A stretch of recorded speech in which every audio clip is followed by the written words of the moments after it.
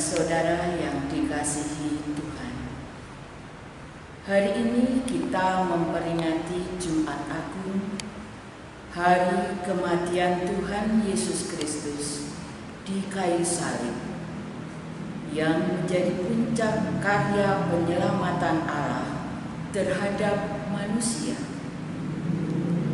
Biasanya kita bersama-sama beribadah di gedung gereja, menghayati penderitaan dan kematian Tuhan Yesus dengan haru dan khusyuk. Akan tetapi, karena kita belum terlepas dari wabah virus COVID-19, kita belum bisa beribadah di gereja. Sekarang dalam keprihatinan itu, kita beribadah di rumah masing-masing. Meskipun demikian, marilah kita tetap dapat menghayati makna kematian Kristus bagi hidup kita dalam peribadahan di rumah kita masing-masing. Marilah kita menyanyikan Kidung Jemaat 17, bait yang pertama.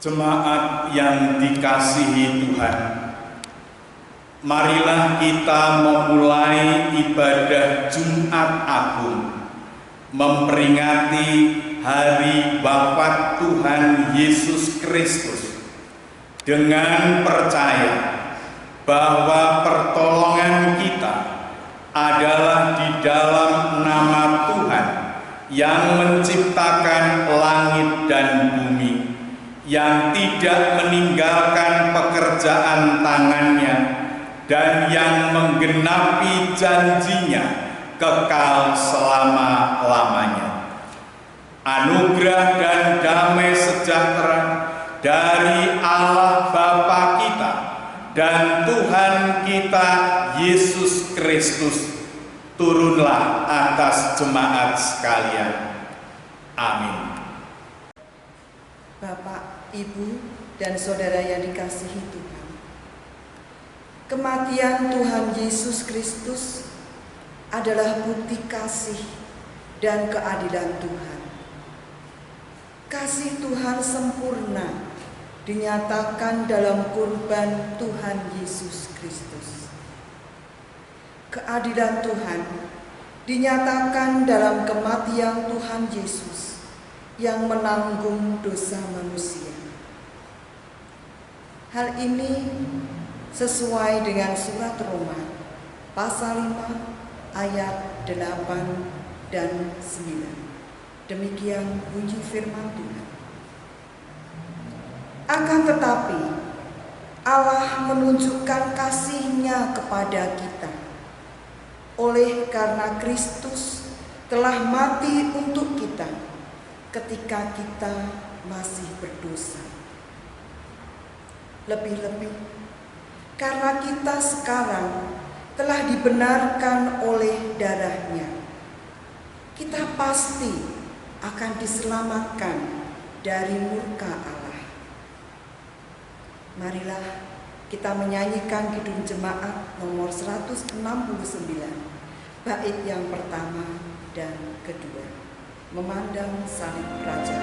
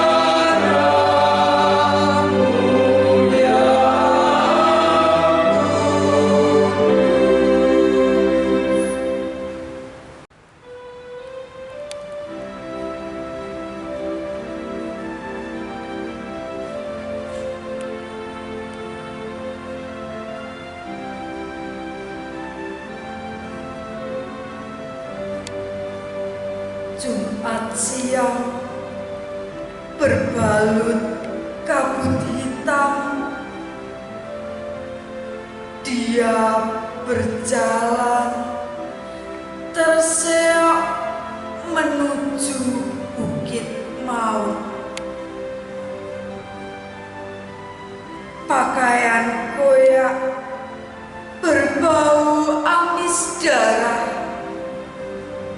Sesekali dia jatuh, meski sudah payah, dia tetap bangkit. Dia memang memikul salib, namun sebenarnya bukan salib.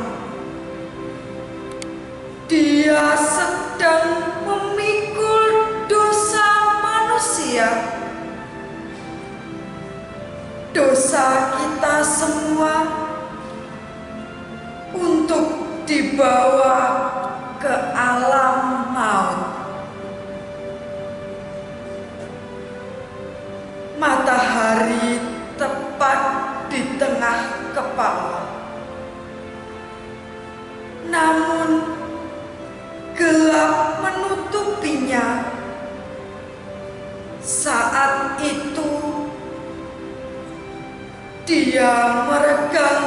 bahwa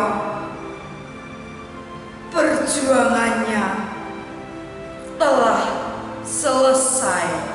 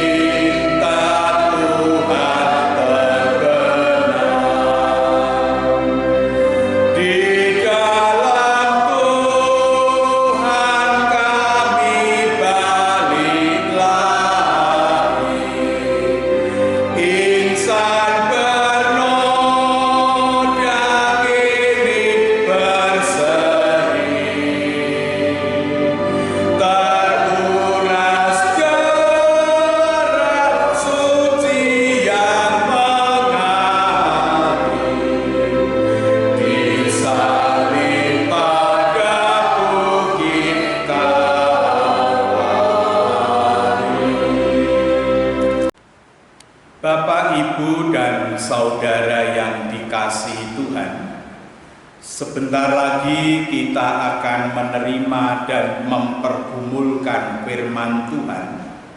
Sebelumnya mari kita datang kepada Tuhan di dalam doa. Mari kita berdoa.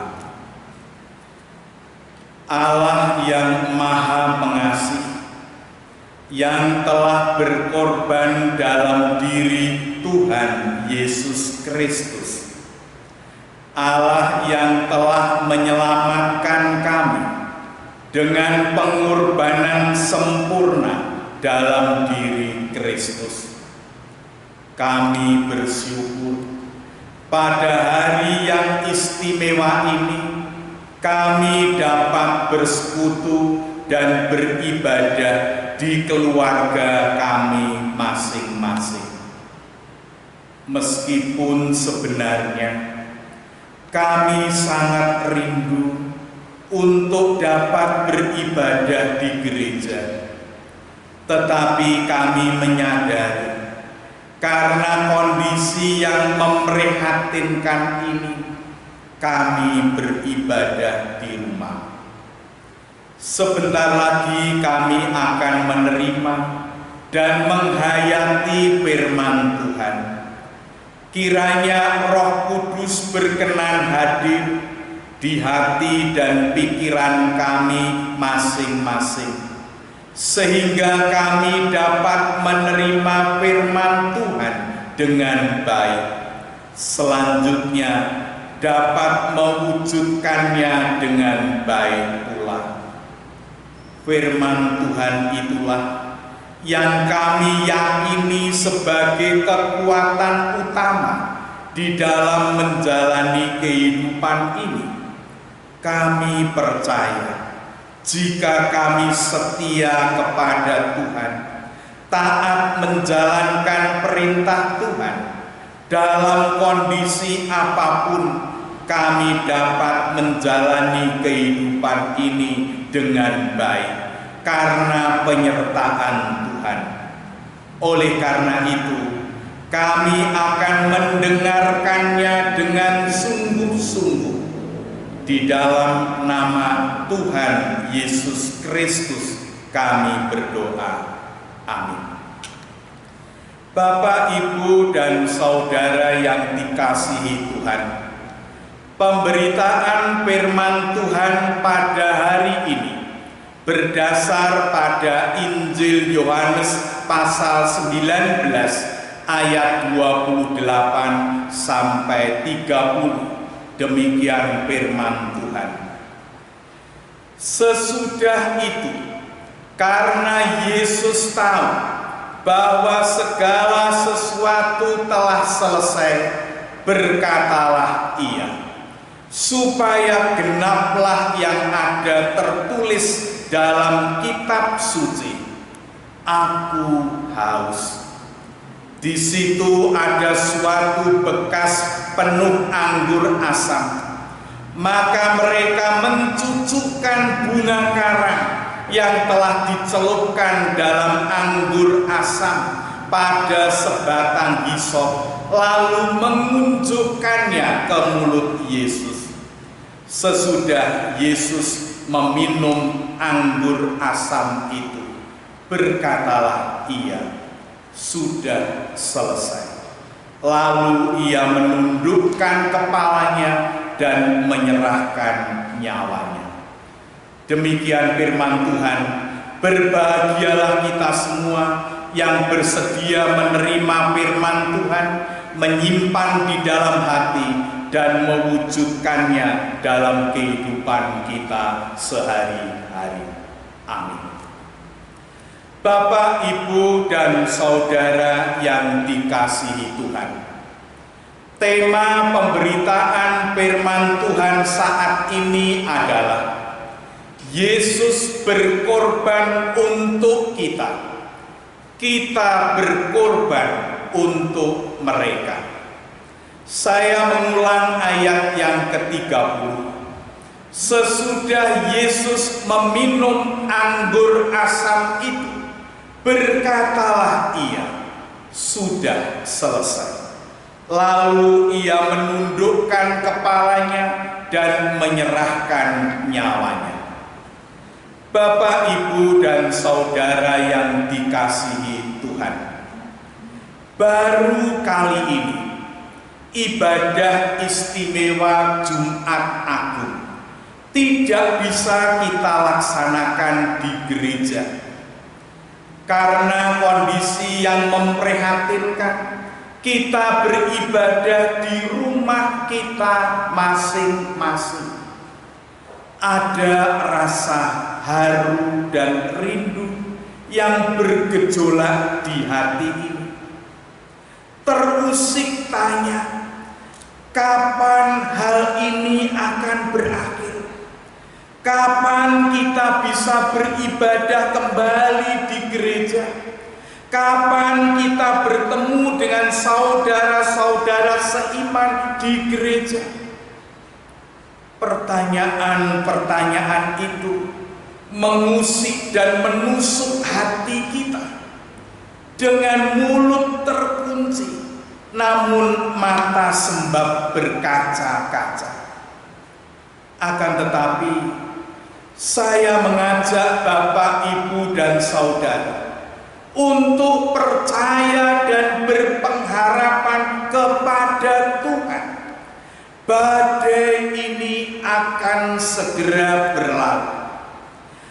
Mari kita berjuang bersama pemerintah, bersama semua orang, dan lebih dari itu, mari kita berjuang bersama dengan Tuhan untuk menangkal dan mengatasi wabah ini. Di tengah keheningan dan kekusukan, dengan rendah hati, mari kita mencari kehendak Tuhan dan memohon pertolongan Tuhan. Bapak, Ibu, dan saudara yang dikasihi Tuhan, kembali hari ini kita menghayati kematian Tuhan Yesus di kayu salib.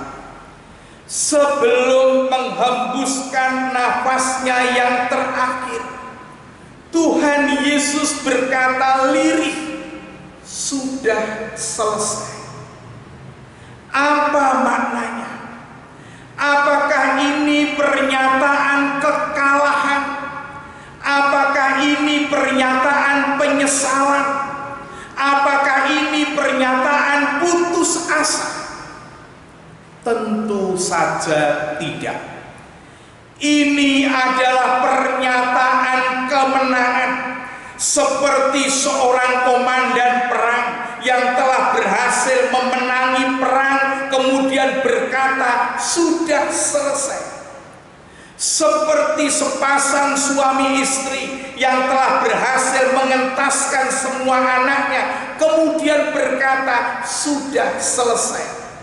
Seperti seorang mahasiswa yang telah lulus dan wisuda kemudian berkata, "Sudah selesai." Seperti seorang atlet lari yang berlari kencang sampai finish kemudian berkata, "Sudah selesai." Ini semua ada pernyataan kepuasan, keberhasilan, dan kemenangan. Pernyataan Tuhan Yesus sudah selesai adalah pernyataan kemenangan. Lalu kemenangan dari apa? Allah di dalam diri Tuhan Yesus menerima tugas berat menyelamatkan manusia. Sejak awal Tuhan Yesus bersedia menyelamatkan manusia dengan cara penderitaan. Dalam perjuangan menyelamatkan manusia, dia dibujuk, dia dihadang, diancam, dan disiksa. Namun dia pantang menyerah. Dia terus maju dan terus maju, hingga kemudian dia menerima penderitaan dan kematian di kayu salib. Salib Kristus bukan kekalahan, bukan ketidakberdayaan, tetapi kemenangan dan kesuksesan di dalam mengemban tugas penyelamatan manusia. Jemaat yang dikasihi Tuhan, pengorbanan Kristus di kayu salib adalah keberhasilan dan kemenangan dalam mengemban tugas. Mengapa dapat disebut demikian? Pengorbanan Yesus terhadap manusia adalah paripurna dan sempurna. Paripurna dan sempurna. Yang pertama adalah paripurna. Paripurna artinya pengorbanan Kristus itu sampai pada akhirnya, sampai finish, sampai tuntas. Kontrak pelayanan Yesus Kristus sudah sampai pada akhirnya, sampai tuntas. Akhir pekerjaan Kristus adalah pengorbanannya di kayu salib sampai mati. Dan yang kedua adalah sempurna. Artinya pengorbanan Kristus itu utuh, tidak bercacat, tanpa celah, sempurna. Semua ujian pelayanan dapat dilaluinya dengan sempurna. Tidak ada korban lain yang nilainya melebihi Kristus. Maka korban Kristus adalah yang terakhir dan yang sempurna. kita sebagai pengikutnya tidak lagi memberikan korban-korban ritual lainnya, karena Kristus sudah cukup untuk kita. Kita tidak lagi mencari kekuatan-kekuatan di luar Kristus, karena Kristus sudah sempurna untuk kita. Bapak, Ibu, dan Saudara yang dikasihi Tuhan, kita mendapatkan keselamatan, pengharapan, hidup baru karena pengorbanan Kristus. Kristus adalah teladan sempurna pengorbanan. Oleh karena itu kita diajak juga untuk dapat berkorban untuk sesama dengan dasar motivasi bahwa Kristus telah berkorban kepada kita, maka sudah semestinya kemudian kita berkorban kepada sesama. Jemaat yang dikasihi Tuhan, apa yang dimaksud dengan berkorban? Jika seseorang mempunyai nasi 10 piring, kemudian memberikan 1 piring nasi kepada orang lain, apakah itu disebut berkorban? Jika seseorang mempunyai 10 baju, kemudian memberikan 1 baju kepada orang lain, apakah itu disebut berkorban?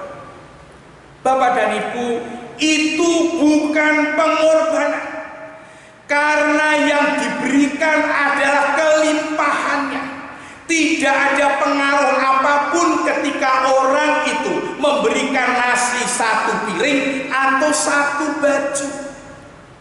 Bapak dan Ibu, pengorbanan itu, jika yang berkorban berani mengurangi kenikmatannya dan kebutuhannya untuk diberikan kepada orang lain. Seseorang yang mempunyai nasi hanya 1 piring, yang mungkin kenyang untuk orang itu, tetapi kemudian membagi separuhnya kepada orang lain sehingga ia tidak jadi kenyang, itu adalah pengorbanan. Dia berani tidak kenyang agar orang lain itu bisa makan. Bapak dan Ibu, dalam situasi yang seperti ini, ada contoh sederhana yang disebut dengan pengorbanan. Ada kelompok masyarakat yang hendak menyumbang APD, tetapi kesulitan untuk mengantarkan alat itu ke rumah sakit. Lalu ia menyampaikan hal itu di media sosial. Lalu ada sejumlah ojek online bersedia mengantarkan alat itu dan tidak mau dibayar. Kelompok ojek online ini telah berkorban, tidak mau dibayar. Pada saat ini kesulitan mencari orderan dia rasakan, tetapi dia berani berkorban untuk orang lain. Ini adalah contoh yang luar biasa. Contoh yang lain, ada orang hanya mempunyai 2 pak masker, lalu dia bagikan 1 pak itu ke orang lain, padahal nanti dia masih membutuhkan masker itu. Ini yang disebut dengan pengorbanan. Bapak, Ibu, dan Saudara yang dikasihi Tuhan, kondisi kita yang sedang dilanda wabah virus COVID-19 membutuhkan pengorbanan kita. Begitu banyak saudara kita yang mengalami kesulitan ekonomi, kesulitan makan karena dampak virus itu. Mari kita peduli dan berkorban untuk mereka. Mungkin kita mempunyai dana untuk merenovasi rumah. Mari kita stop dulu. Kita gunakan untuk berkorban, menolong orang lain. Mungkin sepatu kita sudah saatnya ganti dan kita punya rencana untuk membeli sepatu baru. Kita stop dulu. Mungkin kita mempunyai rencana mengganti motor. Kita stop dulu. Mungkin kita dulu makan berlimpah. Kita stop dulu dan kita kurangi. Demikian seterusnya. Ini saatnya kita berkorban. Mulailah dari apa yang ada pada kita. Masing-masing dari kita bisa berkorban. Kita bisa mengorbankan tenaga, waktu, makanan, uang, harta, dan sebagainya. Bapak dan Ibu, saya mengajak, mulailah dari yang paling dekat, warga gereja kita, tetangga satritis. Mari kita data berapa warga gereja yang terdampak dan membutuhkan pertolongan kita. Kemudian kita akan berupaya untuk menolong mereka. Berapa warga RT kita yang terdampak? Mari kita bergerak, berkorban secara konkret untuk kehidupan orang lain. Banyak orang menjadi pengangguran, kehilangan pekerjaan, kesulitan makan. Saatnya kita bertindak konkret. Jangan banyak diskusi, jangan banyak wacana, tetapi cepatlah untuk bertindak. Bapak, Ibu, dan Saudara yang dikasihi Tuhan, saat ini kita telah berkorban rohani. Tidak beribadah di gereja, tidak ber-PA bersama, tidak berlatih paduan suara, dan tidak melakukan kegiatan-kegiatan lain di gereja. Akan tetapi itu semua belum cukup. Kita juga harus dapat berkorban jasmani, berbagi makanan, berbagi uang, menunda rekreasi, menunda membeli baju baru, menunda mengganti motor, dan sebagainya. Kita harus bertindak konkret, menolong saudara-saudara kita, mulai dari warga gereja kita, tetangga kita, dan kemudian seterusnya. Kiranya Tuhan Yesus senantiasa memberkati kita, senantiasa menguatkan dan menolong kita. Amin.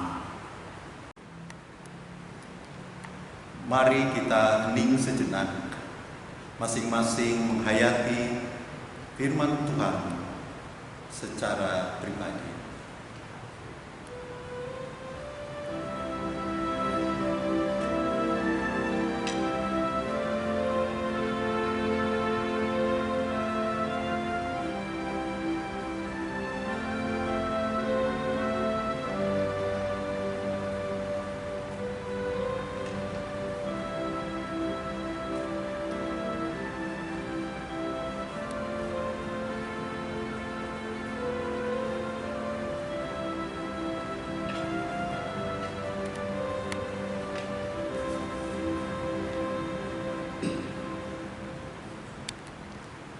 Mari kita berdoa. Terima kasih Tuhan, pada hari istimewa ini Tuhan kembali mengingatkan dan menyadarkan kami akan makna pengorbanan Tuhan Yesus di kayu salib. Hidup kami menjadi bermakna, berpengharapan, dan memperoleh keselamatan karena pengorbanan Tuhan Yesus. Tanpa salib Yesus, hidup kami menjadi sia-sia. Tuhan Yesus telah berkorban untuk kami. Itu menjadi teladan sempurna bagi kami. Sudah semestinya kami juga berani berkorban untuk sesama kami. Tuhan telah menyelamatkan kami. Sudah semestinya kami juga dapat menyelamatkan sesama. Tuhan telah memberikan pengharapan kepada kami. Sudah semestinya kami juga dapat memberikan pengharapan kepada sesama. Selanjutnya, perkenankanlah kami menyerahkan jemaat kami, khususnya di GKJTU Salatiga, dengan pepantang Sumogawe dan Medayu. Kiranya Tuhan senantiasa mencukupkan berkat, menyertai dan memberikan pertolongan, sehingga hidup kami hanya untuk memuliakan nama Tuhan. Kami berdoa untuk para pendeta, penatua, dan diaken yang telah Tuhan pilih untuk memimpin jemaat ini. Kiranya Tuhan memberikan kebijaksanaan, kepandaian, kesabaran, dan ketekunan dalam melayani kami. Tuhan juga berkenan memberikan kesadaran kepada warga jemaat agar dapat mendukung dan berperan dalam melaksanakan program dan kegiatan. Dengan demikian, kami semua diikat oleh kasih Tuhan Yesus melayani dan memuliakan Tuhan. Kami berdoa untuk saudara-saudara kami yang sedang sakit. Kiranya Tuhan senantiasa berkenan memberikan kekuatan, pengharapan, bahkan kesembuhan kepada warga jemaat yang sudah lansia. Tuhan memberikan kekuatan, kesabaran, dan pengharapan. Demikian juga kepada warga yang mengalami pergumulan kehidupan. Tuhan berkenan memberikan pertolongan. Kami berdoa untuk masyarakat, bangsa, dan negara Republik Indonesia yang sekarang ini sedang menghadapi wabah virus COVID-19. Kami sangat prihatin dengan korban yang semakin banyak. Kami mohon belas kasihan Tuhan untuk berkenan menghentikan musibah ini. Kami menyerahkan pemerintah yang sedang berjuang untuk menanggulangi wabah virus COVID-19. Secara khusus, kami berdoa untuk tenaga medis, dokter, dan perawat yang berada di garis paling depan menghadapi musibah ini. Kiranya Tuhan berkenan memberikan kekuatan, kesabaran, dan kesehatan.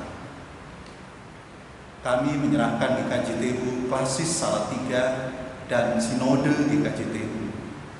Tuhan berkenan menyertai semua pekerjaan dan pelayanannya. Kami juga menyerahkan para mitra kami di dalam dan di luar negeri. Kiranya Tuhan berkenan untuk menjaga yang semakin menguatkan ikatan kemitraan itu, sehingga bisa saling menopang dengan baik berdasarkan kasih Tuhan. Ampunilah segala dosa kami. Dalam nama Tuhan Yesus Kristus, kami berdoa.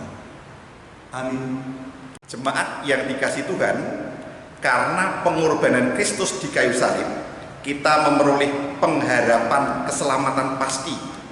Sudah semestinya kita bersyukur atas anugerah terbesar itu. Marilah kita ungkapkan rasa syukur itu dalam bentuk persembahan. Sebelum mengumpulkan persembahan, mari kita dasari dengan firman Tuhan di dalam Mazmur 30 ayat 5. Demikian firman Tuhan. Nyanyikanlah mazmur bagi Tuhan, hai orang-orang yang dikasihinya, dan persembahkanlah syukur kepada namanya yang kudus. Kita mengumpulkan persembahan sambil menyanyikan Kidung Jemaat 367 ayat 1 dan 2. Padamu Tuhan dan Allah.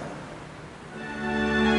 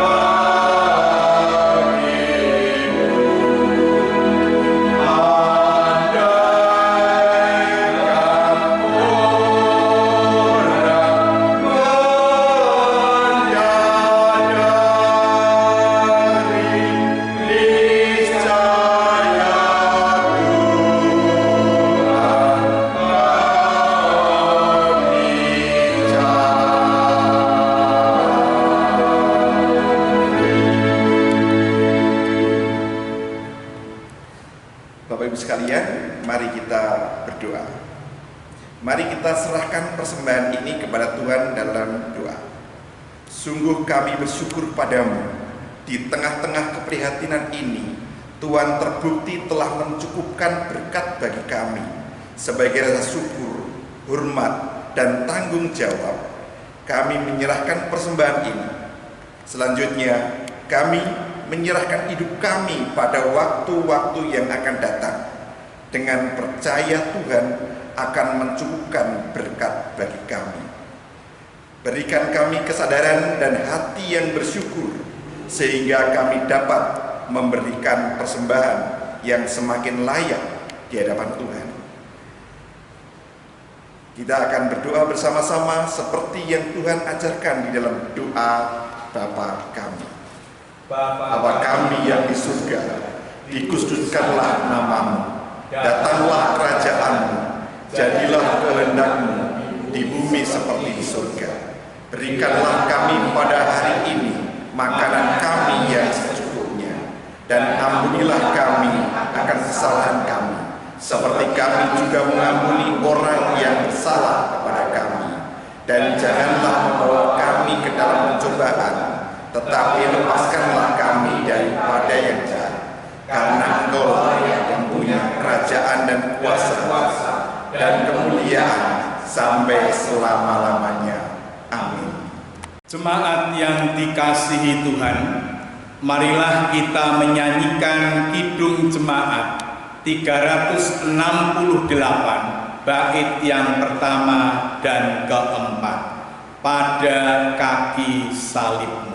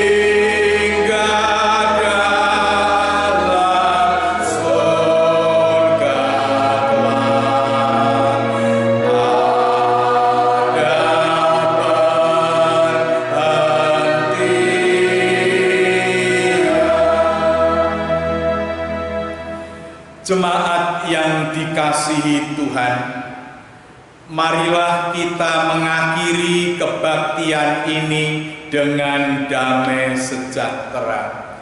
Marilah kita mengingat akan pengorbanan Kristus di kayu salib.